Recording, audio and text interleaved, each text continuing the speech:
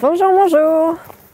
Aujourd'hui, je reviens vous parler de l'importance de maîtriser les éléments, de maîtriser le pouvoir des éléments. Alors les éléments, qu'est-ce que c'est? Eh bien, mes ancêtres avaient connaissance de l'importance de ces éléments. Ces éléments, ce sont les 5 éléments qui sont à l'intérieur de nous et qui sont partout autour de nous, c'est-à-dire l'élément feu, l'élément eau, l'élément terre, l'élément air et le 5e qui est l'éther, qu'on appelle aussi l'akasha en Inde, dans lequel existent tous les autres éléments. C'est dans l'éther que la matière prend sa source. Et ces éléments vont se refléter dans la nature au travers des cycles d'évolution, de destruction, donc d'involution, de mort et de renaissance. Et votre corps physique est vivant tant que ces éléments existent à l'intérieur de lui. Votre corps physique est vivant tant que ces éléments sont en vous. Et comprendre le fonctionnement de ces éléments, c'est comprendre le fonctionnement de votre corps, comprendre le fonctionnement du monde, comprendre le fonctionnement de l'univers. Et savoir équilibrer ces éléments en vous permet de revenir à un état d'harmonie intérieure, un état de santé, un état de croissance spirituelle et un état de pouvoir personnel.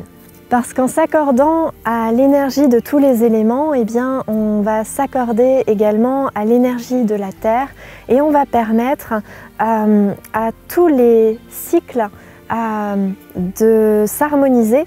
Et on va s'autoriser à vivre ces cycles d'évolution, de destruction, de mort et de renaissance. Et ça, ce sont des cycles que l'on vit tout au long de notre vie. On vit plusieurs naissances, plusieurs morts tout au long de notre vie. D'où l'importance d'avoir ces éléments qui sont harmonisés à l'intérieur de nous et avant même d'être harmonisés, qui sont bien existants à l'intérieur de nous. Parce que parfois, certains de ces éléments peuvent nous quitter. Et tout ce qui se reflète dans notre monde extérieur existe d'abord à l'intérieur de nous. D'où l'importance d'apprendre de quoi on est constitué, comment on fonctionne et comment on s'harmonise. Et en fait, ces 4 éléments, ce sont des substances chimiques dont on est composé. Donc l'air, c'est votre souffle divin. Le feu, c'est ce qui permet votre digestion, c'est ce qui génère la faim. La terre, c'est ce dont est composé tous vos os, vos dents.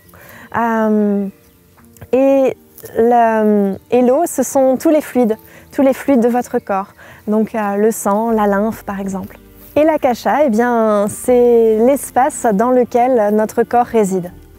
Et lorsque un de ces éléments est déséquilibré, énergétiquement ou physiquement, eh bien c'est là que les maladies arrivent. Car on est tous interconnectés avec le milieu dans lequel on vit.